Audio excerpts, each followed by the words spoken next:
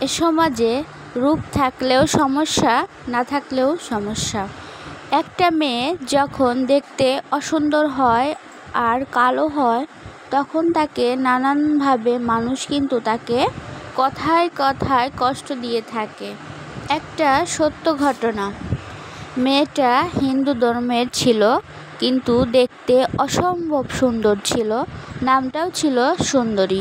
তার বাবা ছিল একটু গরিব। একটা ভালো সম্বন্ধ আসে আর তার বাবা মা তাকে বিয়ে দিয়ে দেয়। ছেলেটা দেখতে তেমন সুন্দর ছিল না এবং তার একটা জা ছিল, ননদ ছিল, শাশুড়ি ছিল, শ্বশুর ছিল না। তারা দেখতে কোনো রকম ছিল, মানে ওর মতো অতটা সুন্দরী ছিল না। সেজন্য তার ননদ, তার শাশুড়ি এবং তার জা তাকে অনেকভাবে অপমান করত। তাকে শুয়ে থাকা দেখতে পারতো না। শুয়ে থাকলে তাকে বলতো সৌন্দর্যের গৌরব দেখায়, শুয়ে থাকে, কাজকর্ম করে না, নানানভাবে কথা শোনাতো, শুধু সৌন্দর্যের দোহাই দিয়ে।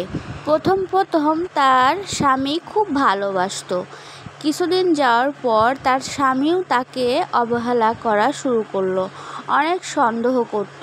আর তার বাড়ির সবাই তার স্বামীকে ভালোবাসা দেখে তাদের অনেক জ্বলতো। বাড়ির সবাই ছেলেটাকে ভুল বুঝাতো বউ সম্পর্কে। কারো সাথে কথা বলতে পারতো না, কারো বাড়ি যেতে পারতো না। ছেলেদের সাথে কথা বললে অনেক সন্দেহ করত, যেন তার সাথে প্রেম করে। এবং সে যেহেতু অনেক সুন্দরী, সবাই তাকে অনেক পছন্দ করত এবং তার অনেক প্রশংসা করত। সেগুলো বাড়ির কাউকে পছন্দ হতো না এবং তার স্বামীও তাকে অনেক রাগ করত। তার অনেক সৌন্দর্য এবং গুণ ছিল, দুইটাই নিয়েই মানুষ অনেক প্রশংসা করত। সেগুলো স্বামীও ভালো চোখে নিত না। সবাই মিলে যখন মেয়েটার পিছে পড়ে থাকে, মেয়েটা কোনো দিকেই শান্তি পায় না। তখন বাবার বাড়িতে চলে আসে। বাবার বাড়িতে আসার পর হিন্দু ধর্মের একটা নিয়ম আছে যে যেভাবেই হোক তার স্বামীর বাড়িতেই কাটাতে হবে। বাবা মা বুঝিয়ে তাকে আবারও স্বামীর ঘরে পাঠায় এবং স্বামীটা আস্তে আস্তে খারাপ দিকে চলে যায়, নেশা করে।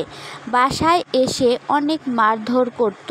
এমন শাশুড়িও আছে, ছেলের বউকে ছেলে মারধর করলে ঠেকাইতো তো না, কিন্তু অনেক খুশি হতো।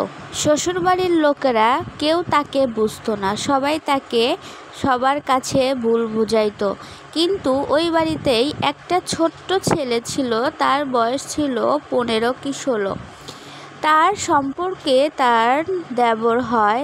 তার সাথে ছোট ভাই হিসাবে একটু হেসে হেসে কথা বলতো এবং তার সাথে কিছু সময় পার করত। সে ছোট্ট ভাইটা তাকে একটু বুঝতো, তাকে অনেক রকমভাবে বুঝাইতো ধৈর্য ধরার জন্য। হেসে হেসে কথা বলার জন্য কেউ তাকে সহ্য করতো না এবং ওই ছেলেটার বাবা মাও তাকে পছন্দ করতো না। অবশেষে ওই ছেলেটার সাথেও তাকে বদনামে জড়িত করে দিল। আসলে তেমন কিছুই ছিল না। তার স্বামী আরও বেশি করে মারধর করা শুরু করলো। তাকে আস্তে আস্তে অপছন্দ করত। তার হাতে খাবার পর্যন্ত খেত না। সে যেটা রান্না করত সেটা মুখে দিত না। নানানভাবে তাকে অত্যাচার শুরু করলো। মেয়েটা খুব অসহায় হয়ে পড়ে। তার বাবার বাড়ির লোকেরাও তাকে বুঝতেছিল না, তাকে জোর করে করে বারবার পাঠাইতেছিল। কিছুদিন যাওয়ার পর হঠাৎ তার একটি বেবি হয়। বেবিটা ছিল মেয়েবাবু। যেহেতু মেয়েবাবু, অনেকেই কিন্তু মেয়েবাবু পছন্দ করে না, সেটা নিয়েও অনেক কথা শোনাতো। মেয়েটা আর কত সহ্য করবে, আর কিভাবে সহ্য করবে? এত সহ্য করা তার পক্ষে আর সম্ভব হচ্ছিল না। হঠাৎ করে সে একদিন ডিসিশন নেয় যে সে দুনিয়ার মায়া ত্যাগ করবে। হঠাৎ করে সে একদিন আত্মহত্যা করে। তার অপরাধটা ছিল সে খুব সুন্দরী।